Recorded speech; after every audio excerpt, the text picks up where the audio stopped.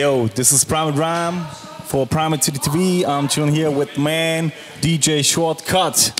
How you doing, y'all? So let's get it started. Yeah. My first question would be, how did you get started as a DJ? I started in 1987. Where I'm from in San Francisco, there's a lot of us who came from the mobile sound system scene.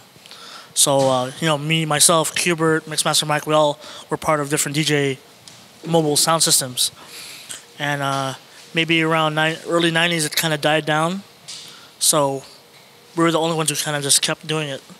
All right. So I started doing parties, I started doing birthdays, weddings, and all that stuff. But then, I started like when I was 12. Okay. Yeah. Yeah, I read that like in 1987, you must have had a crew called Just Too Hype. Yeah, Just Too Hype, neighborhood crew. We just have our setup in the garage and we just hang out and stuff. And it's a long time ago.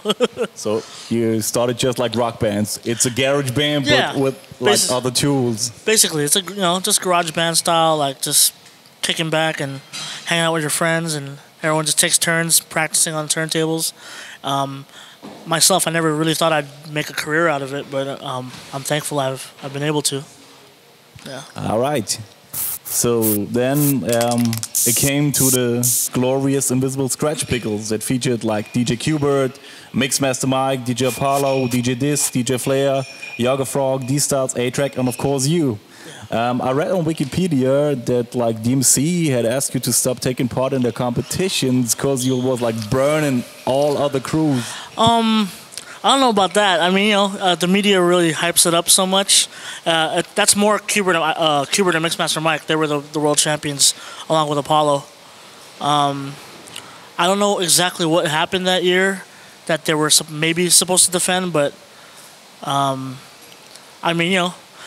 overall, Mike and Qbert were really the head and shoulders over a lot of DJs at the time. So I don't know if that rumor is true, but yeah, those are the guys I look up to. So if it's true or not, I wouldn't be surprised. You know what I mean? Maybe you ask them someday and tell us. Yeah, exactly. Then I read that she was battling the X-Ecutioners as the Invisible Scratch Pickles. Was you down with that, or was the other guys? Was I down with the Yeah, with the battle. Like I read that there was a battle going on between the X-Ecutioners and the Scratch Pickles. Well, and there was a point in the turntablist scene where, we were the big group out of the West Coast, and then X-Ecutioners, X-Men at the time, were the big crew out of the East Coast. We just thought it would be a good idea just to make a kind of an exhibition battle, just to show the different styles, and at the end we're all friends. Just to kind of set that vibe and that unity. At the time with MCs, that was like the whole West Coast East Coast war with the MCs, but with the DJs we wanted to show that there was unity. My style is definitely from the X-Ecutioners, out of all the pickles. So I give lots of respect to the East Coast at the time and until now, of course.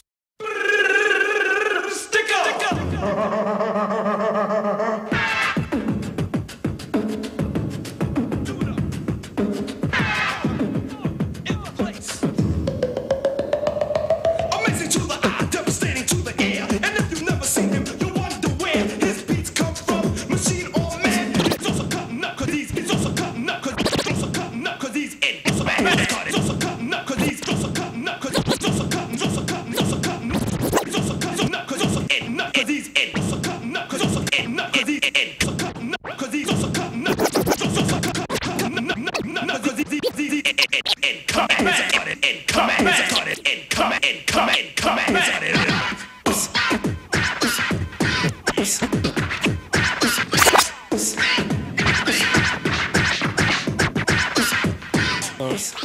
So you just wanted to show love. It's all about hip hop. It's not about East Coast, West Coast. Yeah, those are my brothers. South Coast is just about hip hop. It's hip hop. Those are my brothers. We learn and we grow from seeing each other's styles. So yeah, that was a good time.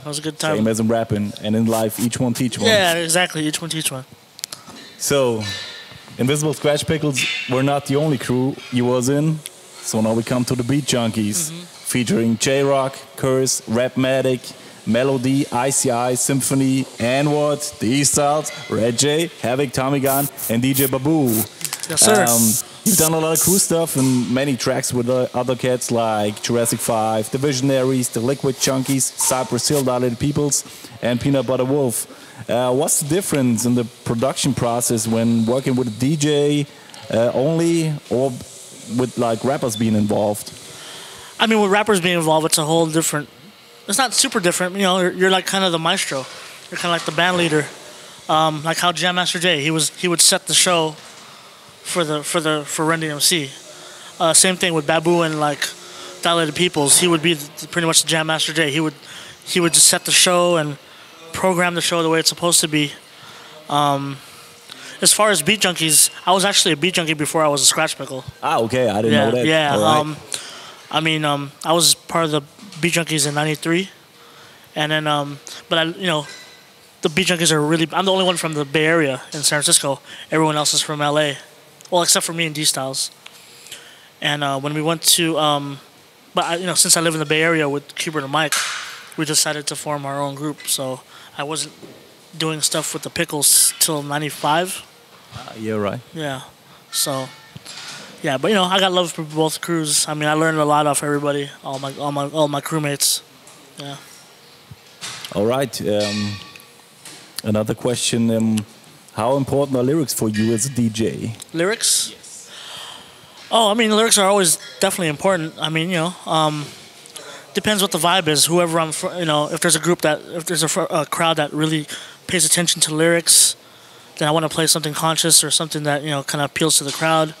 But then again, you know, I do a lot of party stuff where, unfortunately, just the, you know, the current lyrics aren't really like always that negative, always that positive. I mean, I'll play a little bit of that too. It really just depends on the setting I'm in front of. If I do a club set or a real like true school hip hop set, you know what I mean? Yeah, right. And what about that when it comes to records? When you're doing like records with rappers?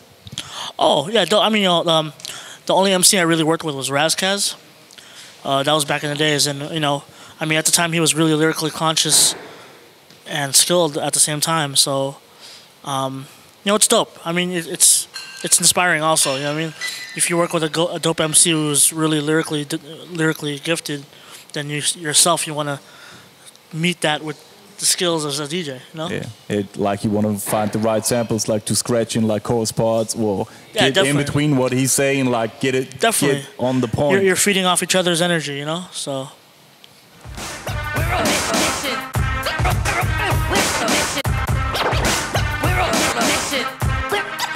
We're on a mission. This is a mission, not a small time thing. Let me tell you about what happened when we're on a mission. This is a mission, not a small time thing. Let me tell you about what happened. We're on a mission. This is a mission, not a small time thing. Let me tell you about what happened when the phone went. Well, I was cool. So, like one thing I also got to mention, you also was down with the DJ Collective's D-Style Sextet and Triple Threat. Anything you want to say about that? Triple Threat is my, you know, that was the last crew I was in. We formed in '99 with DJ Apollo, who was also part of the Scratch Pickles, and Vinroc, who was part of Fifth Platoon from New York. This was at a time that I guess the turntablism scene was going, you know, it was really heavy, and we kind of had the same philosophy of like when you perform for certain crowds, maybe the turntablist part is kind of over their heads and they don't know too much, so we try to find that balance where we'll do club mixing as well, and then blend some of that turntablist in there. So I'm glad we did that because it molded me as a DJ of what I wanted to do in the future, you know. So because for the longest time I came up and I got my beginnings in the world. You know, I was exposed to the world as a turntablist, but no one really knew that I was still a DJ. You know, so that's something that I wanted to show, like an overall, like a versatility thing. Yeah, like a whole package. Yeah, like a whole package. You know, when it comes to doing something with records like spinning, you can do everything. Yeah, like you know, from like hard scratching to like soft blending, everything. Just like satisfying the crowd that comes to dance. You know, maybe majority of the time when you go to a club, they want to see you. You know, they want to dance. But maybe but of course there's a small percentage that knows us for being famous for scratching. So we try to find that balance of satisfying everybody in the club. You know? Yeah, right. So as you mentioned before, you live in San Francisco, the hippie city. How is life there? I mean, those were back in the days of the hippie days, I guess. I'd say it's a pretty diverse scene. Music scene's really good. We have, I mean, whatever genre of music you're into, we definitely have a good scene for that. I DJ regularly every week, pretty much every weekend. If I'm not abroad, yeah, I'll DJ every weekend. Nice. Yeah, and it's good. It's a real good scene. A lot of good DJs, and just a lot of good energy. So if you happen to be out to San Francisco, come out. Check out DJ Shortkut there. Yes, sir. So do you have siblings or kids? I have siblings. I got 2 brothers and I got 1 daughter, 3.5 years old, and hopefully, I mean, I'd like her to be interested in DJing, but if she doesn't want to, that's okay. She likes to dance more right now. Nice. At 3 years old, so I come from a musical family. You know, I'm probably the only one who doesn't sing, but I've always been around music, so hopefully that passes down to my children. Let's hope so. So let's get to like a technical thing. You've been involved in designing products for Vestax and Autophone. For example, for the Vestax 05 Pro mixer, which we all know, all DJs at least. How was it and what exactly did you do? When I came out of high school, I worked for Newmark back in the days, and when I was doing the trade shows in you know, the exhibits, I'd go over to the Vestax booth and I'd try their mixers, and I just fell in love with their products. You know what I mean? No disrespect to Newmark, but Vestax was one of the first companies that really listened to what my ideas. So I put it on I wrote the sketch of the 05 on a napkin, and I showed it to them at the convention, and they're like, "Oh, well, that's pretty good," you know. And then maybe another year later, they presented the 05. I was like, "Whoa, it's crazy." So, yeah, I was surprised, man. I mean, you know, and this is during a time where there wasn't, you know, a lot of the mixer companies weren't really paying attention to what the DJs wanted. But, you know, I give much respect to Vestax for being one of the first companies who really took input from the DJs. And, yeah, that's cool, cause yeah. like, and now, thankfully we have a lot of companies like Rain and Eckler and all these other companies that now are reaching out to the DJs. Before it wasn't like that, but now it's, you know, a lot of people are doing that, so it's good. Yeah, I think that's really important, because at a certain point, you reach the point where you cannot get better with a certain type of equipment. Yeah, so you need the equipment to get better, and then take it like 1, 2, 3, 4 steps further with the new equipment. And what better way to get your feedback from an actual DJ who would actually use your product, you know? So that's a good thing. Who's like working with this every day. Yeah, definitely. Should've broke because I ain't no joke.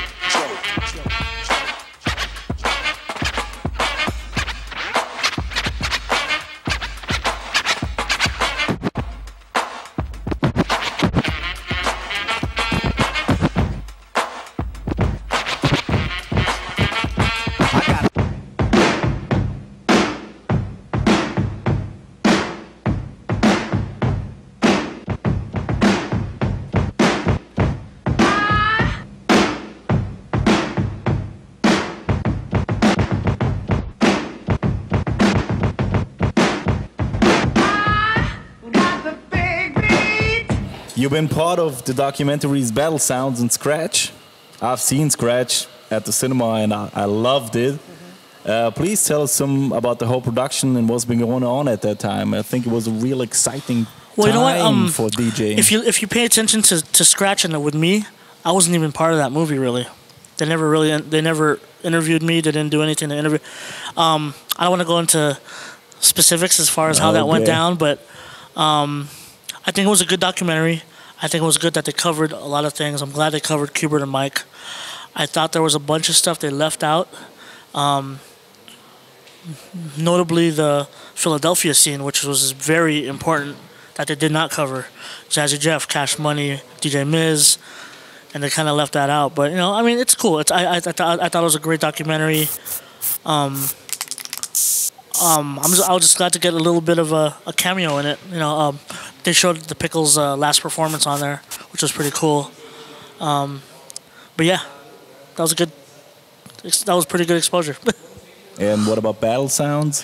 Battle sounds was definitely good. My man John Carluccio, peace. He put that together during a time where the turntablist scene was really getting kind of big in the early 90s, like 93, 94. And yeah, it was pretty much the window to what was going on in New York, what was going on in LA and San Francisco. So I was glad to be a part of that. And I was really young at the time. I was only like 18 years old at the time. So, but you know, it was good. It was definitely good to be part of that. Nice. So back in 2004, you have been awarded the Grand Wizard Theodore Lifetime Achievement Award here in Germany. Yes. How important was that for you? That's, you know, I've never won a world championship before, but that was probably better than a world championship for me. To, you know, just for me to be recognized, especially by Grand Wizard Theodore, to be one of the, you know, only a couple of people got that award. You know what I mean? Like Qbert, Mike, and D Styles, Apollo, and I'm just thankful that I was one of them. You know, like I said, I was a bedroom DJ for so long, and I never expected to go. You know, to be able to come to Germany, come to Munich, to share my love and share my love for DJing with other people. You know what I mean? I made so many friends around the world that I can't really speak their language, but we could speak music. You know, so that's definitely a blessing, and very thankful. So, yeah. We are thankful to have you here, like word up. For a couple of days in Munich. Yeah, definitely. And a couple of shows too. Yes, sir. Yeah. So, like as you mentioned before, and on your website it says that Jazzy Jeff, Rob Swift, and Qbert, as well as like other members of your crews, have been or are inspiring you. Which of the characteristics are the reasons for that inspiration? I mean, I named those people. I'll give you, I mean, let's name 3 of them so far, like Jazzy Jeff. Jazzy Jeff is overall, to me, one of the best, if not the best DJ in the world, because he could still scratch just as clean as he was when he was younger. And, you know, he knows how to rock a crowd. He knows music selection. And that's like, honestly, like, you know, he's a lot older than me, so when I get older, I want to still do what he's doing at his age. Qbert, obviously, for the scratching. I mean, he was one of my big sparring partners. Like when we practiced scratching, I learned a lot off him when I was younger. And Rob Swift, definitely, because of the beat juggling. And you know, at the time when I started doing battles, not a lot of people were beat juggling, but I took that. But you know, I was really heavily influenced from the X-Men style, especially Roc Raida, Steve D. So yeah. So you still try to take like some of the parts they are doing you love most, and like you practice and then you get on stage or you be in the studio and let's do this. I do a little bit of everything. I mean, you know, like I never want to. For me, I feel like if I get kind of cornered to just doing one thing, I'll kind of get bored of it. You know what I mean? I mean, I'll try. You know, that's why I like to really like explore everything that has to deal with DJing, you know what I mean? Whether it's producing, scratching, or just mixing, it's all part of it. You know? Yeah, that perfectly leads to my next question. What defines your style of DJing? What makes you special as an artist? What makes me special? Wow, I wouldn't be able to answer that, man. I mean, honestly, for me, I just try to be well-rounded. I try to be as versatile as possible. People know me as a hip-hop DJ, but I spin other things as more than hip-hop. I'll spin funk, rock, soul, reggae. I spin house. I spin all that stuff, you know what I mean? I'll spin dance music. I'll spin, you know, pretty much everything. I don't discriminate against any kind of music. I learned over the, you know, I used to be a hardcore hip-hopper. I used to hate everything else. Like, I used to hate house music. Like, oh, that's all whack. But I think as I grew up and DJed with a lot of other DJs and see how they DJ, you know, their styles, I had a better understanding of what it is, you know, to be a DJ and how, you know, how to be good overall, you know. So, so yeah, I just try to be as versatile as possible.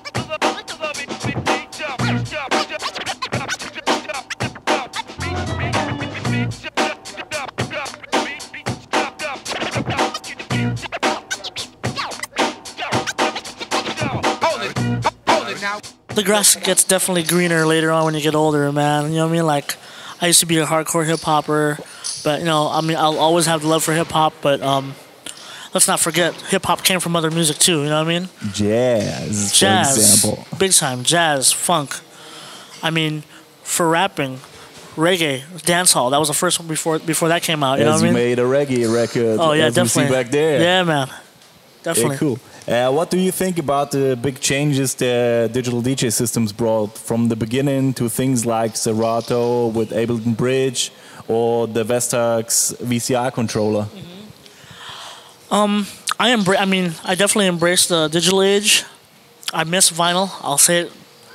I just think that for me as a traveling DJ, it makes sense to become part of the digital age.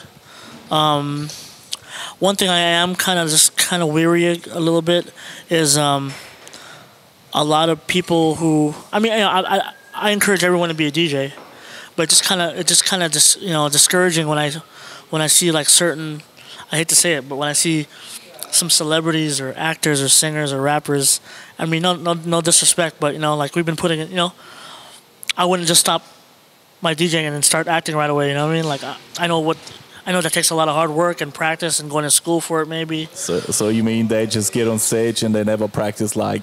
You know, I mean, yeah. I've seen a lot of celebrity DJs who just come up and DJ, and when they do it, they're just like playing song for song, not even mixing songs and not creating a vibe. But no feeling for the sound, no timing.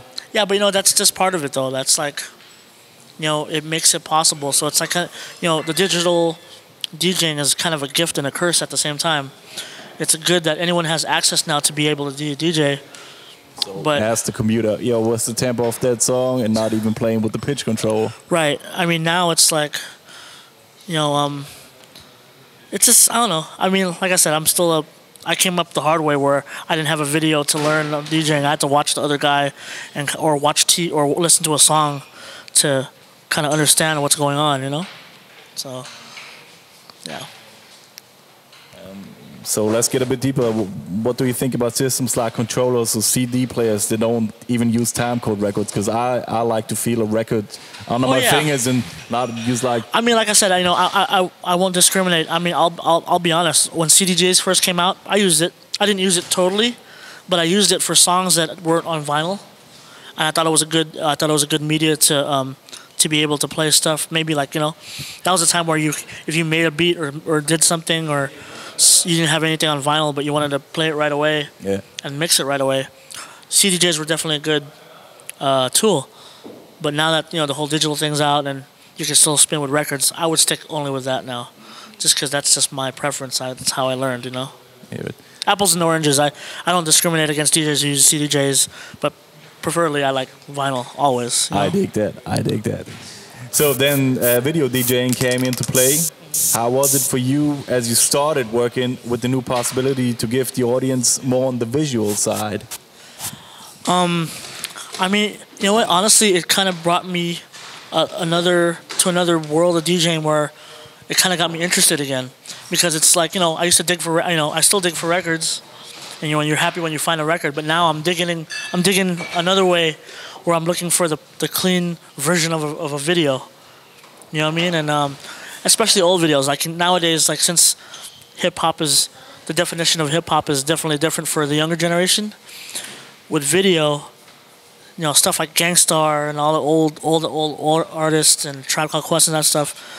To be able to see the video and put the visual with the song that that's who they are. That's what they look like, or that's how they used to dress up, and it's almost like a little history lesson.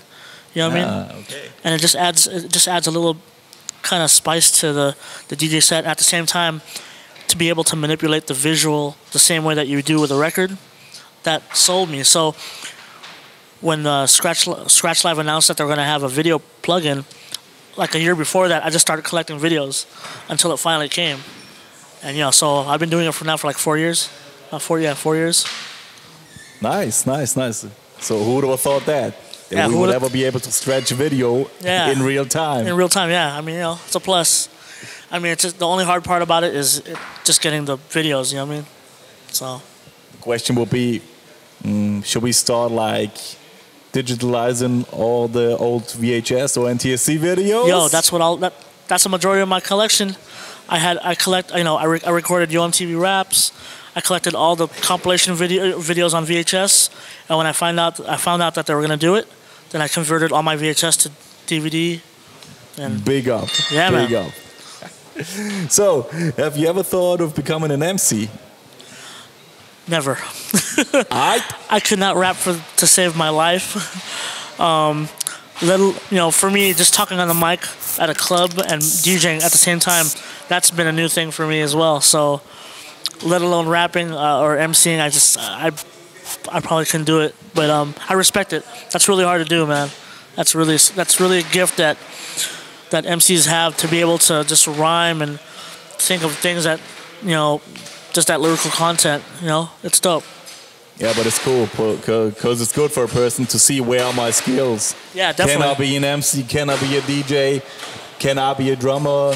Should I be producing beats? Where are my talents? Yeah. That's what it's all about. That is what it's all about. I mean, once you find where you're good at, then you just focus on that for a while, and then who knows where it'll take you, Like you said before, you started out in the garage just for fun, and now you're worldwide for years, for decades. And I'm thankful, man. You know what I mean? As I mentioned, the drum set, do you play any other instrument than turntables and a mixer? Probably the drums. Cool. Yeah, I'm not really super good at it, but I know enough just to practice, and I do it just to release, just patterns I had in my head and how it would sound. And it's just fun. I'm a drummer too. I'm not good too, but I just love to do it. It's like you do it and you can release like some anger and have fun and get sweaty and just and it's just that creativity at the same time. There's nothing like it. And maybe try things out if you want to make a beat. Yeah. Don't do it via the pads. Just get on your drum set and then. Yeah. Nothing beats a real live drum set. I mean, I love my MPC. I love the digital software that's out there to make beats, but I still love playing drums. I mean, do you also record live drums? Yeah. I'll kick the snare and record all my stuff, but for the most part, I mean, I'm just more into playing it, if anything. Yeah. Cool. What do you think of attempts to notate turntablism? Say it again, to write it down in notation. Oh. Like this scratch would look like this or that. What do you think about that? I think it's dope. I think that's it's. I mean, it's inevitable. You know what I mean? It's gonna happen that someone's gonna write down the way someone scratches. For me personally, though, I kind of go off feeling, and I don't write down my scratches. I don't kind of write down techniques. I kind of just whatever I feel at the moment, whatever way I want to scratch, I'll do it like that. I'm not really into the notation thing, but I know a couple people who kind of do it, and that's dope. I mean, I think I could see it giving more structure to someone who does try to put a scratch composition together. But for me, I'm kind of more freestyle, Yeah, I think it's like people are different. Like some people like do it more from the head, and they might dig that notation stuff. Right. And as I see where you come from, it's more from the stomach and from the heart. It's where scratching comes from. It's just more of that feeling type. Yeah, I mean, I started scratching like in '83, like my dad's turntable. So I never really thought about writing down, oh, this is the pattern I did, you know what I mean? But like I said, I saw it coming.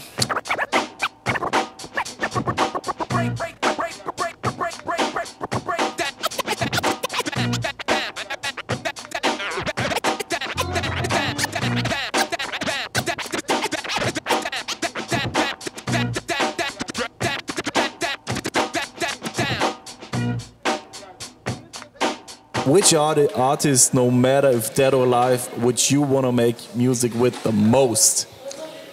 I would want to make music most with King Tubby. All right. King Tubby, he's one of, he's the guy who created drum and bass. You know what I mean? He made, if you listen to any of his work, the way he mixed records down and kind of give it a little echo and give it a little, how he rearranged the track live to me is just incredible. I mean, that's kind of like on some live performance steez too. And I always thought about like maybe if I did like a turntable thing, a turntable track, and give it to him to mix down, Like to dub it out, To like dub with it the out. Roland echo and a stuff space like that. effect blah, on blah, it, blah. and drown out some of the kicks and bring in the scratches and echo the scratches out, and it just endless. I think he's a genius. I think he was a genius, and I try to play as much King Tubby in my sets too. Just because I really appreciate what he's done for music. So Cool. So what are your plans for the future?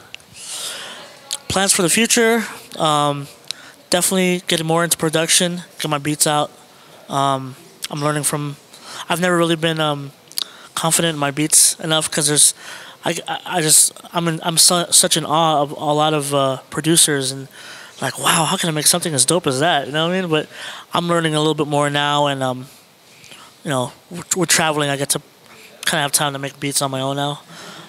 So hopefully in the next year or so, probably have work with some artists and have them do something over my production. On top of that, just regular DJing, and just being a good father, father, And husband. maybe be on stage with your daughter one day. Yeah, one day, who knows? She might be into it. Anything else you wanna tell us? Anything special you guys to talk about? Yo, just big up Munich, big up Germany. Thank you for having me out. I love coming to Germany. I've never had a bad time here ever. You know what I mean? So,